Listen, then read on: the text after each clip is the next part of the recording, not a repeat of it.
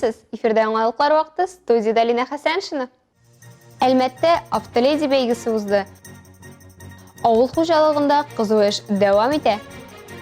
Бөгелмәдә мәдәниятне тәгәрмәчле иткәннәр. Юл транспорт һәлакәтендә гаеплене эзләгәнче, юл йөрү кагыйдәләрен искәртеп профилактик чаралар уздырып тору җиңелрәк. Шуны истә тотып, республикабызда 10 еллар инде автоледи конкурсы уза. Бүген Әлмәтнең Дасаф автомәктәбендә иртәдән үк бик кызу иде. Биредә гүзәл затлар үзләренең осталыкларын һәм тәҗрибәләрен күрсәтте. 6 минут 23 секунд. Автоледи конкурсының максаты юлларда машина йөртүчеләрнең дисциплинасын арттыру, җәмәгатьчелекне юл хәрәкәте кагыйдәләрен пропагандалауга һәм саклауга җәлеп итү. Автоледи шәһәр конкурсында 12 кеше катнаша, араларындагы 2 иң яхшысы инде төштән соң зональ этапта шәһәребез данын яклаячак. Руль артында йөрүче хатын-кызларның күпләренең тәҗрибәләре 10 ел тирәсе. Берәүләр юл йөрү кагыйдәләрен искә төшергәндә бераз ялгышса, икенчеләрнең практика өлешендә хаталары китте. Участвую первый год. Решила прийти сюда на участие. Беренче ел катнашам. Биргә килеп үз көчемне, юл йөрү кагыйдәләрен һәм авто йөртүдә сәләтемне сынап карыйсым килде. Беренче этап техосмотр узу иде. Аннан юл йөрү кагыйдәләрен белүебезне күрсәттек. Өченче этап машина йөртү. И третий этап уже вождение. Икенче ел катнашам. Иң авыры булды миңа парковка. Булай барсы да ошады. Киләсе елга тагын өметләнәм катнашырга дип. Иртәнге 8-дән башланган шәһәр конкурсында катнашучылар өчен юл хәрәкәте иминлеге учреждениесе призлар әзерләгән. Бүгенге конкурста җиңүчеләр бик әйбәт бүләкләр алачак. Беренче урынга термопод, икенче урында блендер, өченче урынга тостер бирәбез. Бер кеше дә бу школ белән кайтып китмәячәк, барысына да поощрительный приз әзерләнгән. Фигуралы йөртүдә иң яхшы һәм юл йөрү кагыйдәләрен иң яхшы белүче номинацияларында призны быел бер кеше алды. Людмила Кулагина шулай ук шәһәр конкурсында җиңеп термопод иясе дә булды. Беренче тапкыр катнашуына карамастан, Альбина Гарифова икенче урын алды һәм автоледи конкурсының зона этабына узды. Район башлыгы Тимур Нугуманов ВКонтакте шелтәрендәге чираттагы туры эфирында колабызда төзелеп килүче Адымнар полилингваль мәктәбе турында сөйләде. Ул республиканың беренче президенты Минтимер Шәймиев тәкъдиме буенча төзелә. Биредә балаларны триатлонга әзерләү үзәге ясарга ниятлиләр. Туры эфир кунагы район мәгариф идарәсе җитәкчесе Ирина Павловская полилингваль мәктәпкә кабул итү тәртибе, таләпләре, укыту үзенчәлекләре турында сөйләде. Ата-аналар баланың шундый бай программа белән эшли алмаячагын аңласалар, кая бара яки мөрәҗәгать итә алуын аңлатты. Мәктәпкә җыенырга ярдәм ит акциясе хакында да әйтеп үтте. Шулай ук район башлыгы ишек алларын төзекләндерү республика программасы хакында да сөйләде. Быел Әлмәт районында 78 ишек алды төзекләндереләчәк. Бүген 36 ишек алдында эшләр тәмам, 39-ында эшләр дәвам итә. Аларны кулланышка 10 августтан тапшыра башлаячаклар. Юность балалар сәламәтләндерү лагерында профилактик чара узды. Уртак эш иҗтимагый оешмасы яшүсмерләр өчен алкоголь, никотин һәм наркотикларның зыяны турында фильмнар күрсәтте. Дәрестә сәламәт сайлау проекты вәкилләре Ләйлә Гәрәева һәм Тәлгат Шайхуллин исемендәге тернәкләндерү үзәге җитәкчесе Фәхри Владимир Әнвәр улы катнашты. Әңгәмә барышында балалар алкоголь һәм никотинның зарарлы йогынтысы темасына фикер алышты. Оештыручылар балалар әһәмиятле әйберләрне аңлауларын, кечкенә булсалар да акыллы һәм игътибарлы булуларын ассызыклады. Авыл хезмәтчәннәре бүген иң җитди, иң җаваплы эшер кичерә. Кырларда урып җыю компанияләре эш башлады. Моның өстенә кышка терлек азыгы әзерләүдә югары темпта бара. Хуҗалыклар халыкка печән, вика, салам кайтару белән дә шөгыльләнәләр. Марс хуҗалыгында алып барыла торган эшләр хакында Эльмира Шәрифуллина белеп кайтты. Марс хуҗалыгында кызу урак өсте, язгы арпа басуында комбайннар эшли. Уңышны йыгып сугу ул үзе зур өстенлекләр бирә. Быелгы уңыш бик яхшы чыга. Моңа һава торышларының йогынтысы да зур булды. Яңгырлар да, җылы да җитәрлек булды. Хуҗалык узган ел өчендә, агымдагы ел өчендә халыкка терлек азыгы өләшә.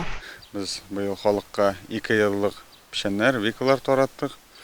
Бу инде бөтен объемны алсаң, ул 1000 түккә җыела. Хәзер тагын дополнительно 10 гектар вика суктырдык. Халык сораса, тагын дополнительно без инде салам бирәчәкбез халыкка, фураж бирәчәкбез и дополнительно акчалата. Бу инде пай җирләренә үзебезнең рабочийларга 400 түктән артык тоже печән тараттык. Халык инде бик рәхмәтле, зур ярдәм. Бөтенесе дә бушка. Малларны терлек азыгы белән тәэмин итүдәге ярдәм өчен авыл халкы да рәхмәтле. Моны 20 баш эремегезле терлек асраучы Әнсәр Госманов та билгеләп үтте. Мына яңа хуҗабыз да ярдәм итте. Былтыргысын да быелгы печәннәрен дә бирде биккеләрен. Аллага шөкер алай. Булай печәнне нормально әзерләдек инде. 300 дишәдән, юк 240 тирәсе бар буга инде пока. Мал асрау җиңелеш түгел.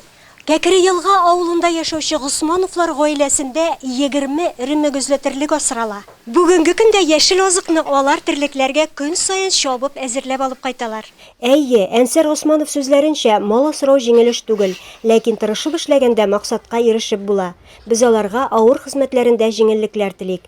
Илмира Шарифуллина, Рамил Исламов, Рөстәм Әкбаров, яңалыклар вакыты, Луш Әлмәт телекомпаниясе. Башка темаларга 2021 елда Тегермәчле мәдәният автоклубы проекты Татнефть җәмгыятенең мәдәният юнәлешендә грантлар конкурсында җиңүче булды. Проектның авторы Татарстан Республикасының атказанган мәдәният хезмәткәре, Бөгелмә районының үзәкләштерелгән клуб системасы директоры Ирина Ибәтуллина. Аның тырышлыгы һәм ярдәме белән шушы көннәрдә Бөгелмәгә яңа автоклуб килде. Мәдәният автобусын безнең төшерү төркеме каршы алды. Казаннан җитештерүче заводтан турыдан-туры Бөгелмәгән. Тегермәчле автоклуб билгеләнгән вакытка һәм урынга килеп җитте. Шәһәргә килүгә үк аны белгечләр кабул итә дә башлады. Машинада барысы да уйланып эшләнгән. Трансформацияләнә торган сәхнә һәм тамашачылар өчен җыйнала торган скамьялар. Специализированный автомобиль для проведения внестационарных мероприятий культурно-досугового типа, разного характера, разного формата мероприятий предполагаются по проекту. Внестационарное обслуживание подразумевает собой выезды по малым населенным пунктам, по сельским поселам, по деревням, которые не имеют стационарных учреждений культуры. Возможно обслуживание не только населенных пунктов, это могут быть и выезды агиткультбригады на поля, во время уборочной, во время посевной. Әлеге автобус Бөгелмә өчен генә түгел, Татарстан өчен дә уникаль. Ул Татнефть җәмгыяте ярдәме белән дөньяга килгән. Тегермәчле мәдәният автоклубы проекты грантлар конкурсында җиңеп чыга. Автоклуб ут, тавыш, мультимедиа җайланмалары, экран, генератор белән җиһазландырылган. Алар белән ачык мәйданчыкларда электрны тоташтырмыйча гына чаралар үткәрергә мөмкин. Аналогов этому транспорту в республике пока нет. Это первый автомобиль, который поставлен благодаря поддержке гранта. Он оснащен полностью и звуковым, и световым оборудованием. Есть возможность проведения киномероприятий. Тамашачы янына үзе килә торган автоклуб инде август айында эшкә керешәчәк. Машина район буенча сәяхәтләрен башлар дип көтелә. Айгөл Шәрәфиева, Зирак Сәйеткулов, Әлмәт Луч телекомпаниясе, яңалыклар вакыты. Ә Азнакайга исә мәдәни десант төште. Республика буйлап сәяхәт итүче Китап радиосы республикабызның көньяк көнчыгышына да килеп җитте.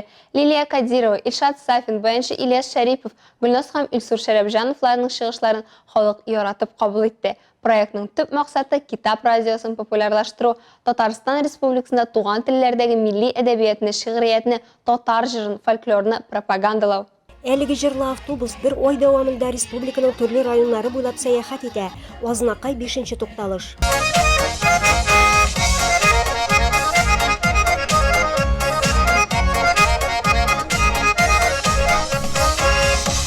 Бу әдәби музыкаль программа «Мин матурлык эзләп йөрим» исеме астында уза. Әлеге проектның төп максаты ул Китап радиосын популярлаштыру һәм инде Татарстан Республикасында туган телләрдәге милли әдәбиятны, шигъриятны, татар җырын, фольклорны пропагандалау. Проект Татарстан Республикасы президенты каршындагы татар телен һәм республикада яшәүче халыклар вәкилләренең туган телләрен саклау, үстерү мәсьәләләре комиссиясе белән берлектә уздырыла.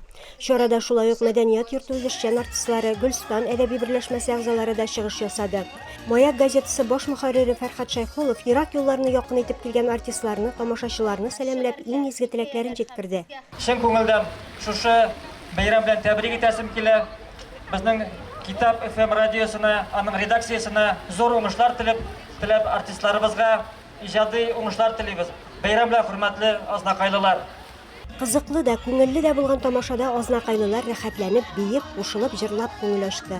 Илмира Шәрәфуллина, Рөстәм Әкбаров, яңалыклар вакыты, Луч Әлмәт телекомпаниясе. Владивостокта обруйлы Дети Азии турниры уза. 7-нче халыкара спорт уеннары 13 яшьтән 16 яшькәчә 1300-дән артык катнашучыны җыйды. Анда әлмәтлеләр дә катнаша. Калабызның Олимпия резервындагы спорт мәктәбендә шөгыльләнүче быелгы Россия беренчелегенең көмеш призеры Ярослав Кобин грек-рим көрәшендә бронза медаль иясе булды. Шулай ук Олимпия резервындагы спорт мәктәбендә шөгыльләнүче быелгы Россия беренчелегенең бронза призеры Арина Алексеева Обруйлы Дети Азии турнирында көмеш медаль яулады. И за первое место награждается Рахимжанова Мухайо. Бу сезгә җиткерәсе соңгы мәгълүматыбыз иде. Мин Лина Хәсән, һәм монтаж операторы Оля Берамалова сезнең белән сау булашабыз. Исәнмесез булыгыз.